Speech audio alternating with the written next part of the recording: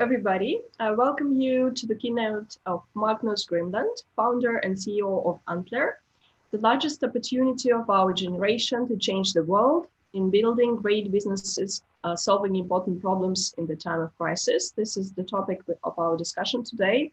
Hello, Magnus. Could you briefly introduce yourself? Hi, everyone. Great to talk. Yes, thank you for inviting me, Nadia. Very excited to be here with all of you. Quickly my background, I come from Norway originally, started my career in the military. So I was in the Norwegian Navy SEALs for a while before going to Harvard. After Harvard University, joined McKinsey, worked with McKinsey all across the globe before co-founding Zalora.com, which is the biggest fashion e-commerce company in Southeast Asia, that we then later exited. And, now are building Antler.com, which is the largest, early stage venture capital platform across the globe. We're currently present in about, 14 markets across the globe, helping entrepreneurs build fast-growing technology companies, and which is obviously incredibly important right now during the pandemic to support founders build their next great business and create new employment opportunities and growth for the local ecosystem. So very happy that you invited me here right now. And if anyone who's watching this want to check out what we do, you can go to antler.co. Thank you so much. Could you start with your presentation today and which problems you would like to address today? Yeah, for sure. So let me share my screen.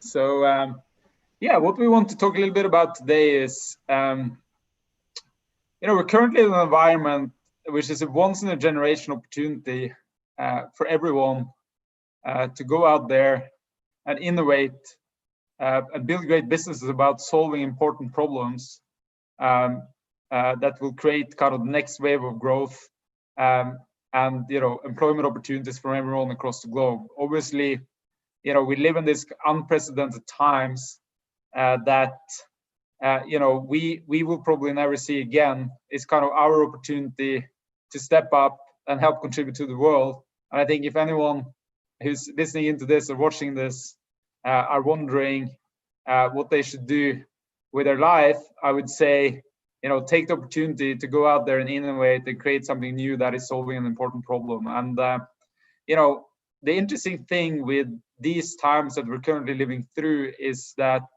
if you manage to build something now, you'll be looking forward to a decade's worth of growth.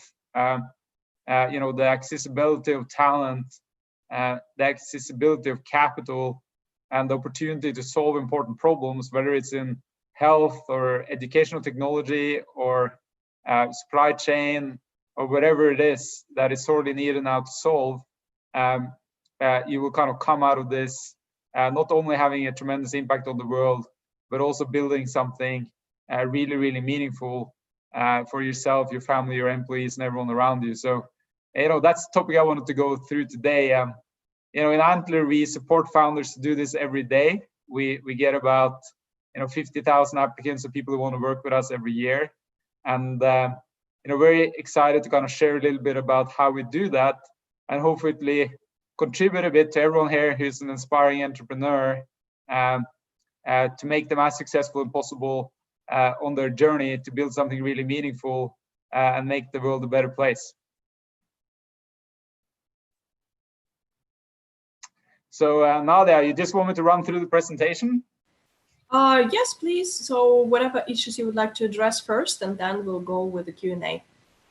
Excellent. So, okay, so let me share a little bit of what we do. So, I already introduced myself, so I'm not going to do that again. These are some pictures from, Antler across the globe and some of the founders that we've been supporting. This company is quite interesting. It's utilizing drones to check infrastructure, power lines, dams, and etc. For maintenance needs, which obviously is a much cheaper way than it's currently being done by helicopters, and also it's more accurate. And they're now serving customers across the globe with this technology, and it's just a 12-month-old company that is growing incredibly fast, and not only kind of creating a lot of value for themselves and their investors, but also avoiding future forest fires and other type of damage to infrastructure that reduces the efficiency and quality of people's lives. So it's just one example of founders that we have helped and supported across the globe. If you look at our presence, Antler is currently present in a lot of the most important hubs across the globe. We're present in Singapore, Beijing, Bangalore, Sydney, Nairobi in Africa, Amsterdam in Central Europe, Stockholm, Oslo, London, US West Coast, then LA and San Francisco, the East Coast in New York, and recently launched in Sao Paulo in South America. And the whole kind of vision in all those locations are supporting aspiring entrepreneurs to build great businesses and invest in them and help them succeed and solve important problems and create value for the world. So that's what we do. The way we do this is we consistently look for top talent. I think the great thing with being an entrepreneur and building your own business is that you're not born an entrepreneur. You build those specific skill sets throughout your lifetime. There are three things that we look in to identify successful entrepreneurs. The number one thing is, do you have a spike? Meaning, is there something that you're better on than most other people? And this could be anything from making connections with human beings. It could be that you're very deep in the technology. It could be that you just kind of like to spend your weekends going deep into building and coding products. It could be whatever it is, but you need to know what your strengths are and utilize that. So find your spike and use it. Second is drive. Great entrepreneurs make stuff happen. They can move mountains.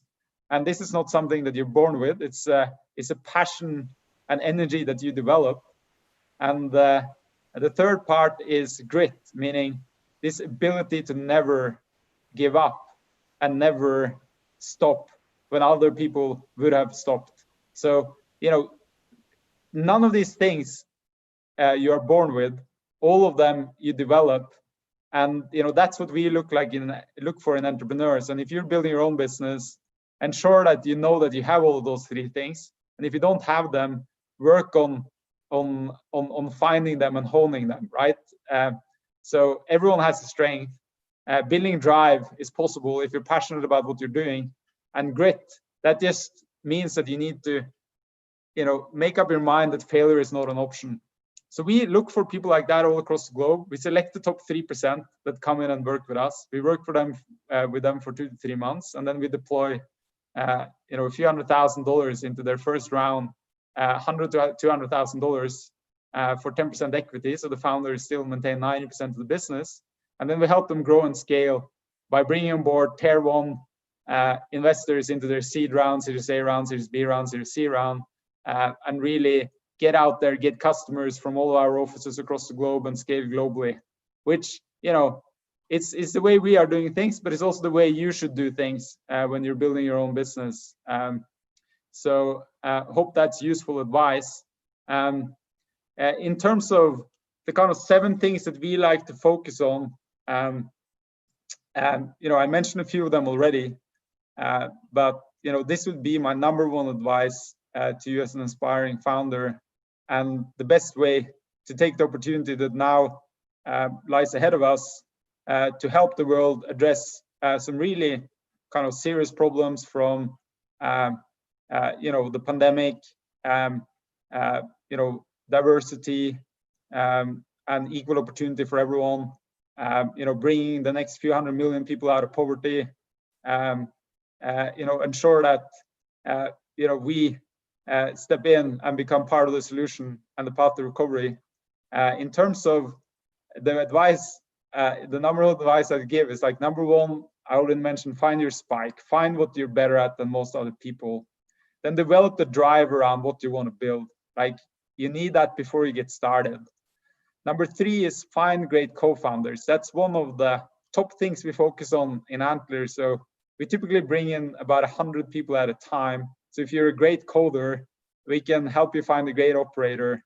If you're a great operator, we can help you find a great tech person. And if you're not doing this for Antler, you should ensure you do it yourself. You should surround yourself with people who have different spikes than yourself.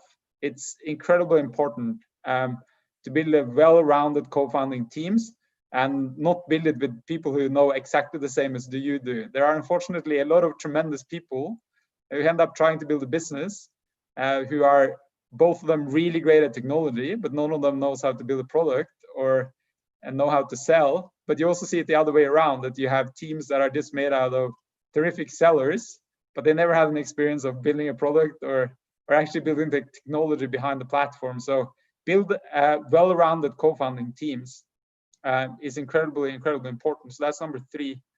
Then when you have a great team, relentlessly validate your business model. And what I mean with that is that speak to as many people as you can about it, right? You know, you should speak to your parents, your family, all your friends, all the people you meet. You should try to identify people who are experts at what you're doing. You should try to identify who would be your customers. If it's a B2B product, then write down a list of the 100 companies that are most likely to buy your product and go and contact them and try to sell it before you build anything. It's a way for you to learn whether you're building something that really makes sense to build or it's just your own view on the problem that is important to solve. So relentlessly validate your business model. And it's, you know, that finding a co-founder and validating a business model is what we really focus on before we invest, and you know, what we do through our program. So obviously super happy to help you with that, but if you're doing it on yourself, you know, spend real time on it, right? I think the example that I always like to give is you know, when Bill Gates and crew was building Microsoft, you know, they went to their first and biggest customer of the first version of what later became Microsoft DOS, and sold the product without having written a single piece of code.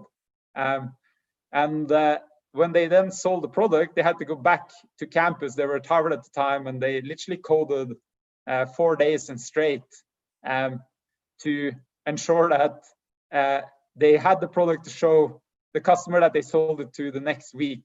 And that's, you know, that's the best way to validate your product. If you can sell it before you even started building, before you started spending any money, then you will own more of your business. You know you're working on something that really makes sense, and you will create a ton of traction from day one. And momentum builds momentum in the startup world. So that's, you know, advice number 4. And now it's number 5 for aspiring founders who want to take this opportunity now to really contribute and build great businesses is front load. It's incredibly important to spend more time in the beginning of your startup journey or as an entrepreneur than it is later. Like in the beginning, it's only you, and then it's only you and your co-founders, and then it's only you and 3 and 4 employees. So the amount of hours you have available to create real impact in the early days is limited. So therefore, it's incredibly important to just spend really all of your waking hours to succeed. Like I literally tell the founders that I speak to and our portfolio companies that we work with, and I did this myself, both in Zalora and in Antler, that you should tell all your friends and your family that you're off the grid for the next 2 to 3 years because you're busy building a business, you're busy changing the world, but you'll get back to them in a few years. And you know, if they want to meet you, absolutely want to meet you, you're happy to meet them, but you'll talk to them about your business, right? That's how relentlessly focused you should be on success. And I try to add in that if you have children, you should spend some time with them. I think that's always important. But apart from that, you need to be incredibly focused in the beginning and really front load your time usage. And then after a few years, you can get back to more of a normal life. But at that point of time, you're probably so passionate about your business that you end up, you know, working to make it even more successful all the time anyway. So you know, number 5, front load. Number 6 is build grit, which I talked a little bit about earlier, and that is just an incredibly important mindset of entrepreneurs, right? I mean, if you look at almost any business that has been built, you will go through times of crisis. You will hit walls. You know, if you think about Facebook, which was, for example, an incredible success, there was many times the platform almost broke because they ran out of server space. There was many times they struggled with kind of huge privacy issues, but you know, in the lead they have a founder, Mark Zuckerberg, who never gives up, and throughout that they built one of the most successful platforms globally. You think about Elon Musk, which is probably one of the most well-known entrepreneurs these days. Think about SpaceX. I mean, he almost completely ran out of money and blew up all his rockets before he had the first successful launch.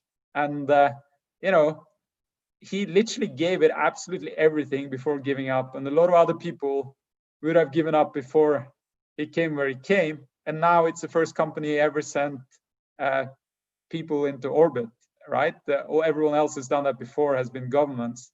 And you know, if you ask any founder out there, you know, we were speaking to a few of the people in Spotify the other day, and they were talking about how in the beginning they were struggling to get music on their platform because of everyone held the rights, and you know, how do you pay them? Because the first time people were streaming in volume, and you know, there was many times they really hit the wall, and now they're a $20 billion company, and a lot of other people would have given up on the way. So if you're building something, don't go in there with the mentality that, hey, you know, I can fail and then I'll learn. You know, if you go in there with that mentality, then you will never succeed. You're not there to learn. You know, you learn in school, or you can learn working from someone else. But when you're building your own company, and especially if we have invested in you or anyone else has invested in you, then you're not there to learn. You're there to build a really successful business. And you need to have that mindset from day one, that failure is not an option. You're not here to fail and learn. You're here to build something truly magnificent. So build that grit. And that's all about mentality and mindset, long-term mentality and mindset. And then the 7th, advice is just be relentless, right? It's like, go in there with all your energy, and don't expect anything to come to you for free, right? You need to hustle for customers. You need to hustle for employees. You need to hustle for investors, even with the best team and the best possible business model. And even if you're on the start of a journey to build a $20 billion business, you won't get that journey for free ever. So you need to just meet as many people as you can, tell your story convincingly, and hustle and convert and bring your product to the market, get customers on board.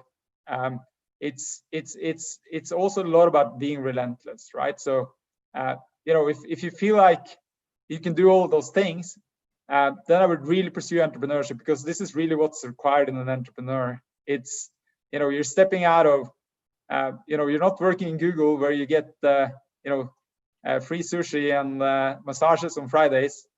You're literally working in an environment where you live in a tent for the first couple of years, and you need to do everything on your own. So incredibly important to think through.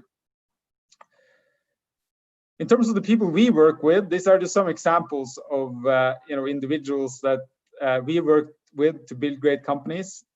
Probably a lot of you would recognize yourself in some of those profiles. It's I think people from any background can successfully build a business, and we like to think about founders as really falling into 3 groups. And obviously some of you will fall into multiple of them, but if you can build a co-founding teams that has a co-founder which is incredible at tech and product building, if you have someone who's incredibly great at this operations, sales, business, and you can have one co-founder that knows the industry you're trying to disrupt incredibly well, that's a great combination. Or if you have 2 founders where one of the founders covers a couple of these, very, very seldom do you see someone who's an expert across all 3, in which case that's great, but you still would benefit from having 1 or 2 other co-founders with you to build a successful business. There's a ton of statistics out there that show that 2 to 3 person co-founder team completely outperform 1 person co-founding teams, or also very big co-founding teams. So we like to invest in teams that are two to three co-founders, and in general, that there's a diverse group of individuals in there. Another thing which is quite unique with Antler is that we have a tremendous amount of ethnic and gender diversity in our teams. So, for example, 40% of our portfolio companies have a female co-founder, and 80% of those teams have a female CEO, which doesn't sound all that much. I mean, it's still way less than 50%, which 50% of the talent pool is female. But in the US, I was just reading a Harvard Business Review article where it said that 3% of all venture capital goes to female founders, which just makes no sense when 50% of the global talent pool is female. So ensure you get a diverse team in place and you look everywhere for the very, very best talent. That's what we're doing. In terms of some examples of companies that we help build that might inspire you, Aerolo is just a terrific company that we have been lucky to support. I met Bahadir, who's the CEO and founder of that, at Singapore Management University, where I held a lecture on entrepreneurship. And he'd built a very successful business there selling SIM cards. But obviously, SIM cards and prepaid mobile phone cards are disappearing as people have started calling on WhatsApp, Messenger, and other type of free calling tools. So he wanted to build a new business and utilize technology. And we were very lucky to be able to work with Bahadir. He joined our cohort. We together we found a terrific individual that he had worked with in the past as a CTO. And he is now in a year built what is now the world's largest eSIM marketplace. And getting Sequoia on board as the lead investor in subsequent rounds. And it's pretty incredible. He launched 110 markets in 1 year, and it's now disrupting what is a very interesting part of a very big industry. It's literally 10% of the entire telco revenue stream. And this, I think, is really on a path to building $1 billion business over the next few years. And I think there's a lot of you who are listening into this who could do something similar if you decided to do so, or hopefully are doing so already. And I hope that what I went through has been a little bit helpful on that journey. Then this is a different example again. This is a deep tech company. If there are postdocs or PhDs or people are just very deep within specific technologies out there, innovating now is a great time. There's never been a better time to innovate. The world is for once truly global. It took Pokemon Go 14 days to get 50 million customers. And you can literally get 50 million customers from any city today if you have the right product. There are a number of other apps that have been growing as fast. It took the airplane industry 68 years to reach 50 million customers. And so the times we live in right now is just opportune for entrepreneurship. On top of that, you have a maturation of technologies that have not moved as fast ever. In the past, we used to see 100 years of development framed by one technological advance, whether it was a new type of sail or a new type of engine or a new type of metal. But now we actually live in a time where there's like 20 technologies maturing at the same time. And this is what Grimeland is doing. It's like this terrific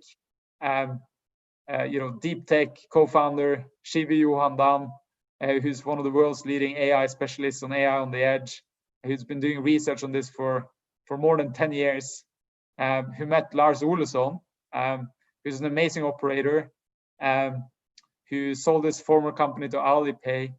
And, they together built Grimeland, which is now the world leading provider of AI on the edge technology for reducing the bandwidth of sending data to the cloud, which is just a humongous area as kind of sensor tech is moving all across the globe.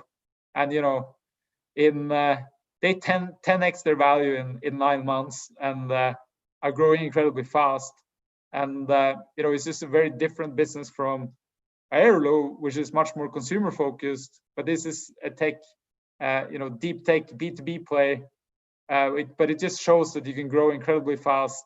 I think no matter what type of problem you're trying to solve and how complex it is, right? I mean, the cost of prototyping, the cost of hardware, the cost of research, the cost of labs have gone down manifold over the last few years. Another example that we've been very lucky to work with is Sampingan. It's now Indonesia's largest distributed workforce platform. They onboarded more than 300,000 agents in 15 months and literally are serving businesses all across Indonesia, which is a population of close to 300 million. Just been on an incredible growth journey. And it was the same thing there. Vishnu and the rest of the co-founders was part of building a big tech company before, and they saw an important problem that they needed to solve, spend real time validating that, put together a very strong and rounded co-founding teams, and went out there and executing on it. And we were very lucky to invest in them, and later Golden Gate Ventures came on board and invested in them. And they're on this kind of terrific growth journey right now. And I think really also have unicorn potential. All of these three I just went through have. And it's not all that kind of complex problems, right? It's like real problems that would benefit us. Like this eSIM marketplace is just way better to buy a SIM card from an app in your phone and change your subscription than going to a store and buying a physical SIM card. It's just solving an easy problem, and they built a great solution to do so. This is obviously much more complex tech, but literally what it's doing is reducing the amount of data you need to send to the cloud. It's a real problem, and there's customers out there who want to buy it. And these guys are utilizing people all across Indonesia that are underemployed to give them more employment opportunities. And there are businesses out there who are willing to pay for them to solve specific problems for them. So it's like three very basic problems that these exceptional co-founder teams are solving, and potentially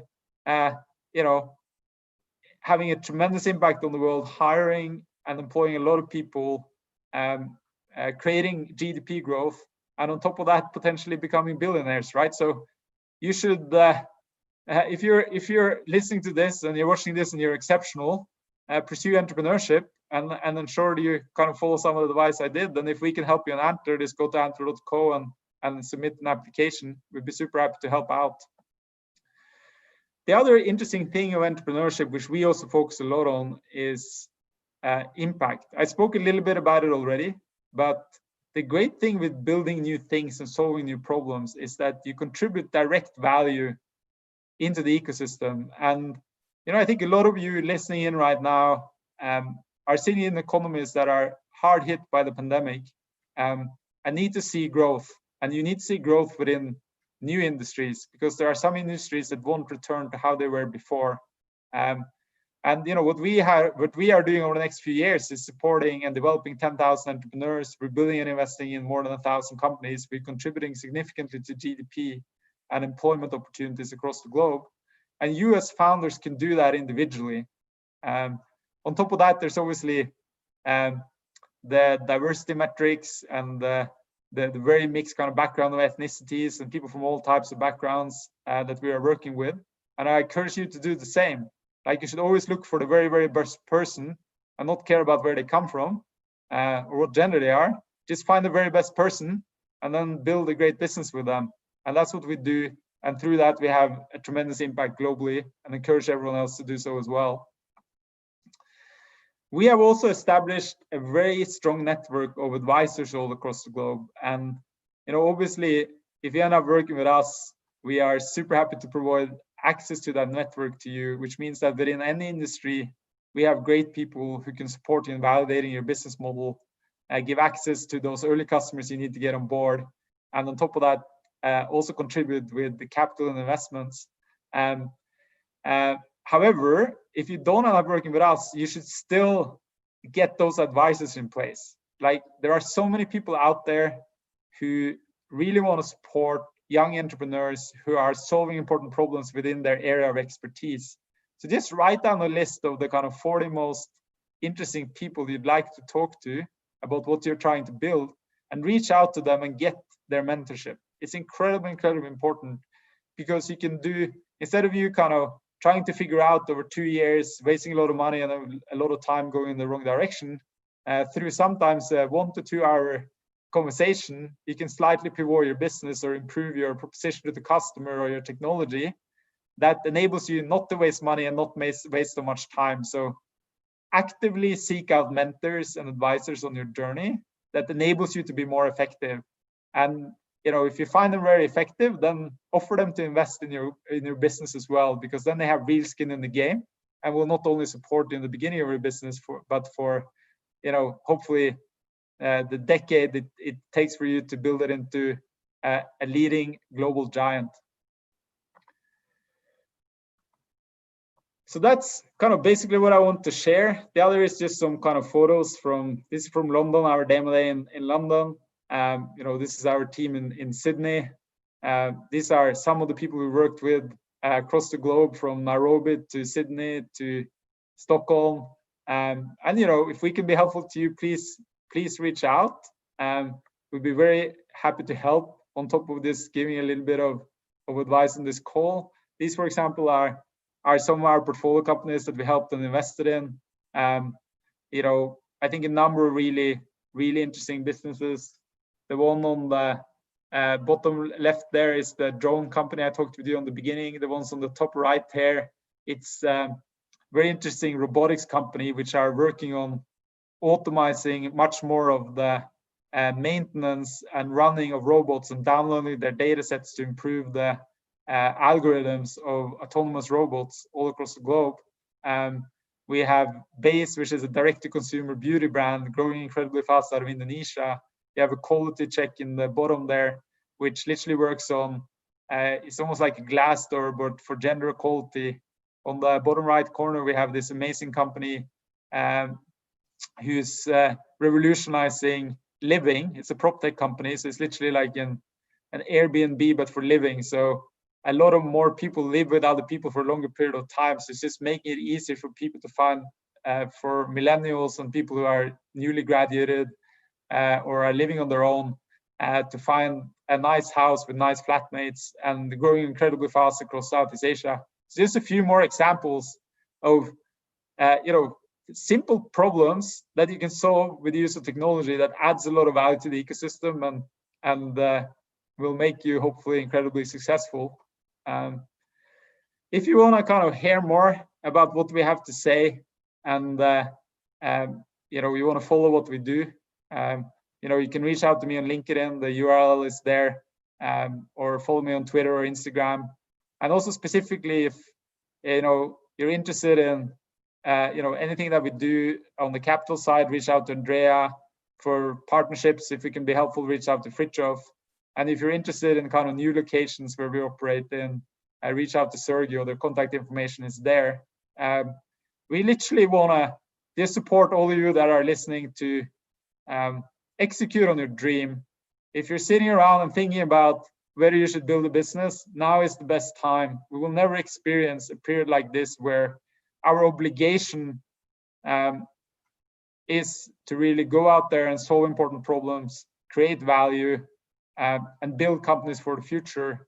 And 2018 and 2019 was the period, the highest period ever in the world in terms of money flowing into venture capital. So there's tremendous amount of dry powder and capital available out there to support exceptional individuals do that. So take that opportunity and do it now. If you're already doing it, I hope some of the advice that I gave is helpful. And if there's anything we can do to support you, let us know. You're really doing the right thing. And if things are a little bit tough right now due to the crisis, then change your mentality and say to yourself, failure is not an option. You're going to ride this through.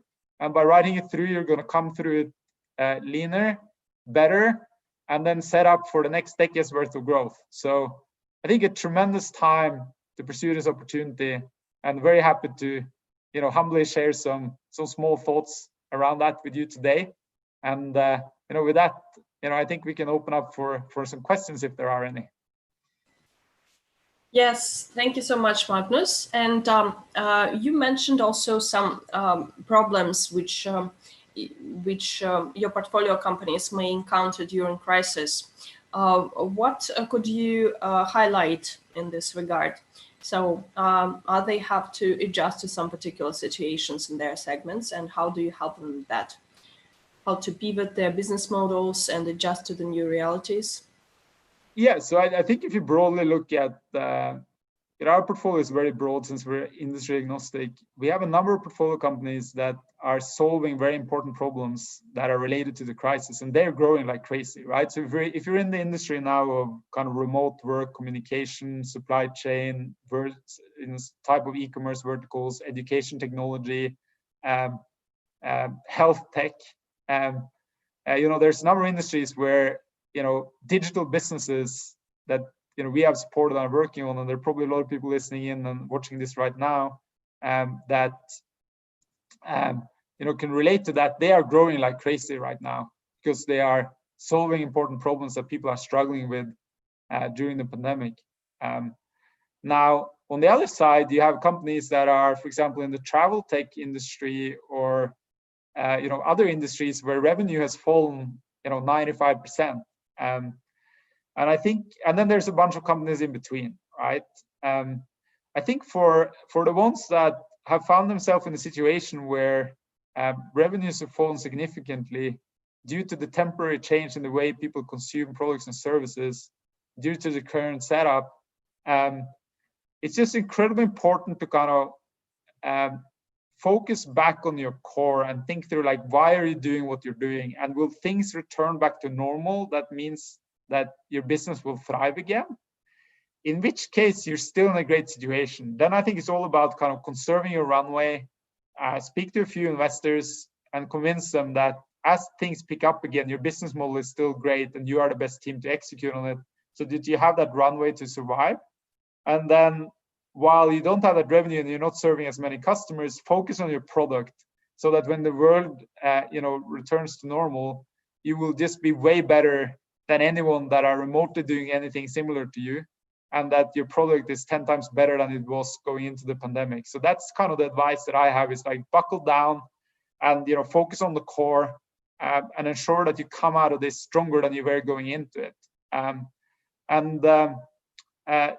experience has actually been like, out of the, we have now 180 portfolio companies, and out of them, we only had one company that folded, during the pandemic so far. And I think that's just due to this grit and this ability to think long term and, be convinced about your own business model, and that as things return to normal, that will start picking up again, and you will go into the market with an even better product than you had before the pandemic.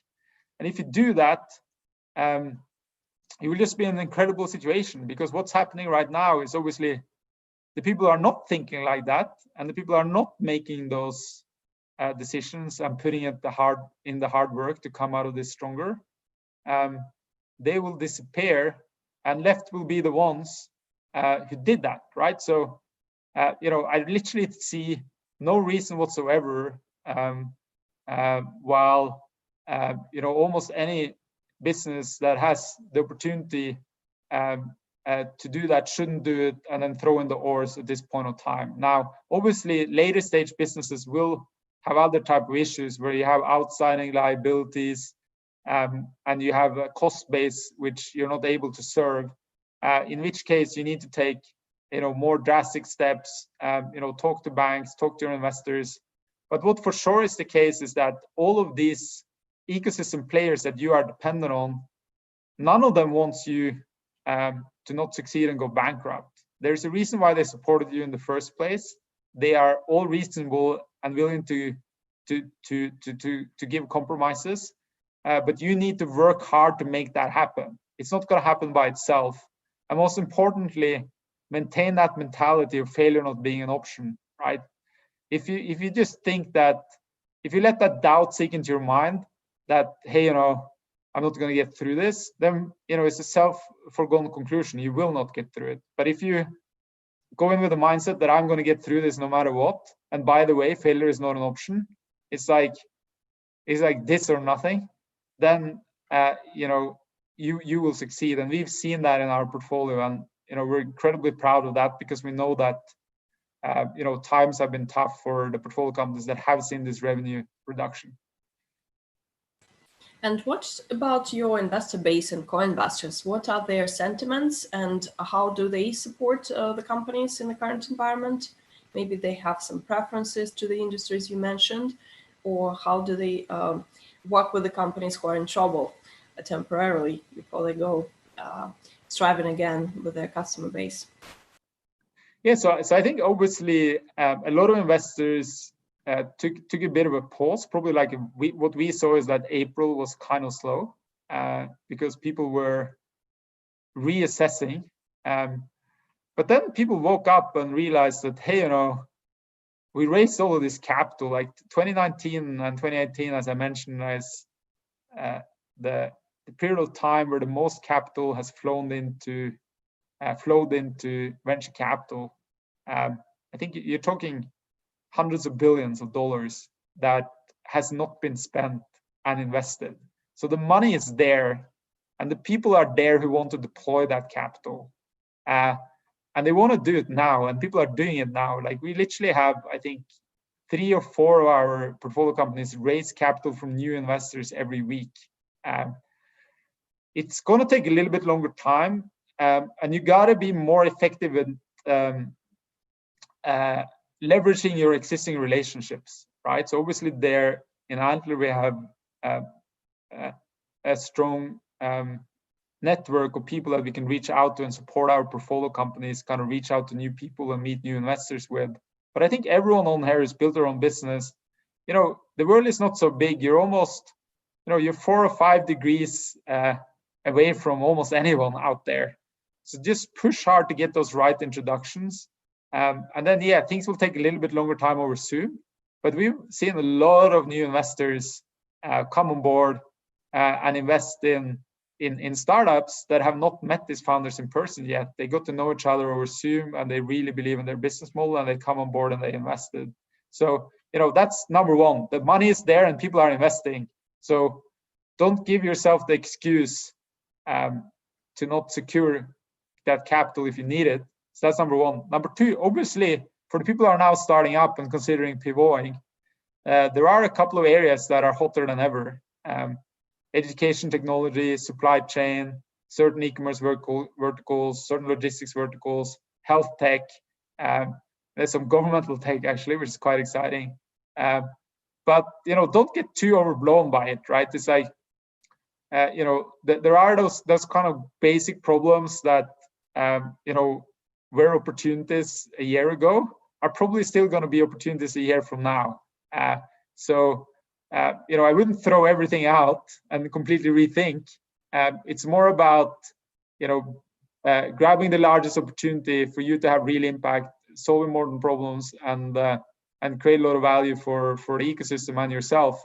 But throwing everything out the door is probably not the right thing to do. So it's probably more kind of lighter pivots, or if you're in the position to kind of start something, if you're starting something new right now, you might want to look into these kind of areas that are growing incredibly fast. But again, ensure that what you're building is a long-term solution and not just something that would work for the next 6 months due to the special circumstances of the pandemic. You need to think about building something that is long-term sustainable and solving a long-term problem. And what would be your recommendation for different types of startups, how to sustain and succeed in the new environment and how to survive through this difficult time? Well, so I think, yeah, sorry. Lots of investors highlight the importance of being lean and rely on your revenues, be cash quite positive if you can generate revenues and so on. So what would be your recommendations on that? Well, I think you're spot on in the way that you should definitely think about your revenues, you should think about the profit margins, you should think about your costs, and you should think very carefully about how you invest your dry powder. When that's said, you should always do that, right? So it's like, I think, you know, the really great companies and the really kind of well-managed companies out there always look at that, right? You know, if you think about, even in the best of times, building a startup is hard, right? It's, you know, in the best of times, 93% of all startups fail. And it's typically due to, you know, simple topics like that, right? You know, I mentioned it before, they might not have the right team, they might not be working on the right business model, or this, which will lead to kind of terrible management. And you know, so these things you mentioned, you know, all startups should look at any point of time. And if you do look at that at any point of time, then the exercise that you're going through right now through this pandemic is easier, because it's literally you know, a more conscious decision on what you spend more money on and what you spend less money on, or how you can go out there and get revenue in a smarter way, or tweak your marketing budgets and so on. So, you know, my experience is that like these things is something that should be at the top of mind of founders at any point of time, even in the best of times.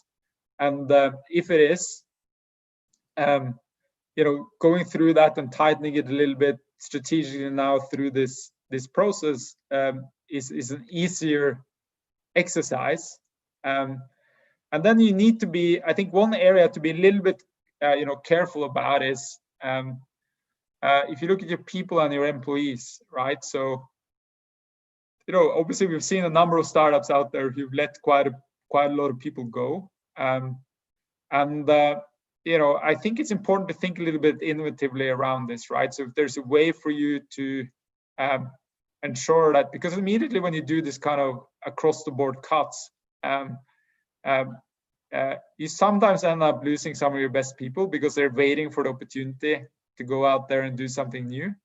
You also sometimes make it difficult for you to go back into the market and hire the best people later, if they know that, you know, the next time something hard happens, you know, in a day or two, they can be let go.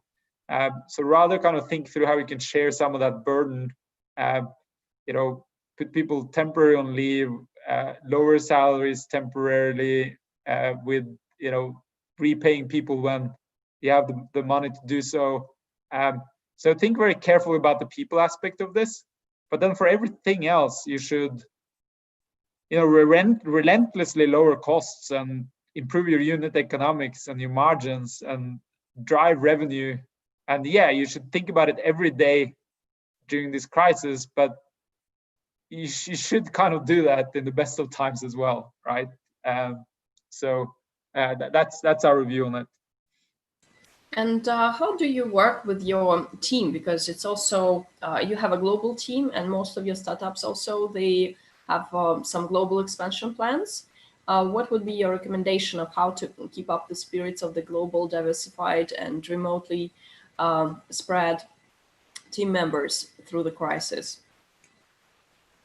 Yes, so relentlessly communicate, right? So, you know, I think that if you had certain type of kind of touch bases with the entire team before, should probably do it more frequently through this crisis, because you won't see people in person and people won't travel as much. Also, there's a higher level of insecurity. So the best way to ensure that people are not insecure is by communicating frequently and being transparent about what's happening and where you're going, and sharing that burden with the whole company. And that's just incredibly important. So that's kind of the one thing I would do. And you know, an advantage of global companies throughout this crisis situation is that you know, in the best of times, you can't be everywhere at any point of time. But now, you know, for at least a small period of time, people have been working from home, and it's been easier to gather the whole company on a call or talk about a specific topic, because people have been more kind of readily available to kind of jump on the phone, and their agendas are less kind of messed up by travel and other types of logistics. So it's also a great time to communicate much more and spend much more time with your entire team across the globe, because you can easily reach people from their home. So I think that would be my number one tip, is like, over communicate and, spend a lot of time with all your teams. On top of that, I think that, taking the pulse of the organization, and, one of the things we did this anonymous kind of pandemic pulse survey, where we sent around a bunch of questions and asked people for anonymous feedback, where we got a little bit of insight into kind of specific employees or specific founders that were really struggling, either due to them having to take care of the elderly, or they had 3 children at home that were doing homeschooling and they couldn't manage their job at the same time. And there's these types of things that are useful to discover, because it's so important, as you mentioned, to keep up the spirits right now. And if you can't stand up as an organization and take care of your people and your portfolio companies in periods like this, your values matters less, right? This is the time when kind of your values and your behaviors are put at the test. And I think it's incredibly important to do that right now, and ensure that everyone you are responsible for feel well taken care of. And I think if you do that, you'll be in a situation where, coming out of this, you will get way more out of your global organization. Thank you so much, Magnus. And what would be your final address to our key audiences, such as serial entrepreneurs and VC investors, how to get through these times and how to grasp on the new opportunities and not to miss it? Yeah, so there's this saying that I like, which is,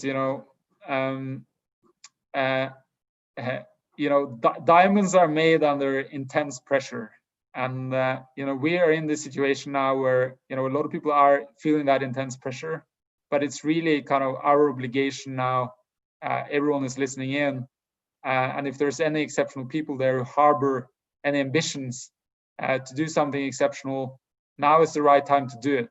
And, if you would, if you think just 6 months back, if you were to build a business, it would be more for yourself, your employees, your investors, your customers, and so on.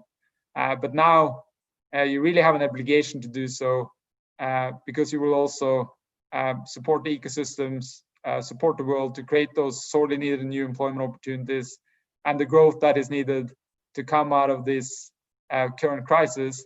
And if you do so, you're literally, as I mentioned a few times on this call, you're going to be part of the path to recovery, but you're also going to be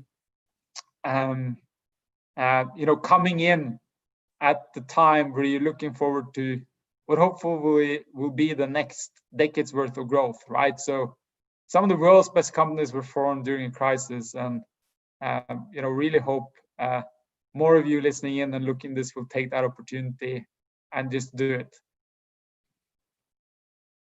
Perfect. Thank you so much. And please take part also in our other formats of communication between serial entrepreneurs and VC firms, such as keynotes, masterclasses, roadshows, speech competitions, and different types of discussions. For instance, later today we'll have Startup Leaders Club on trends, challenges, and opportunities in global tech and VC.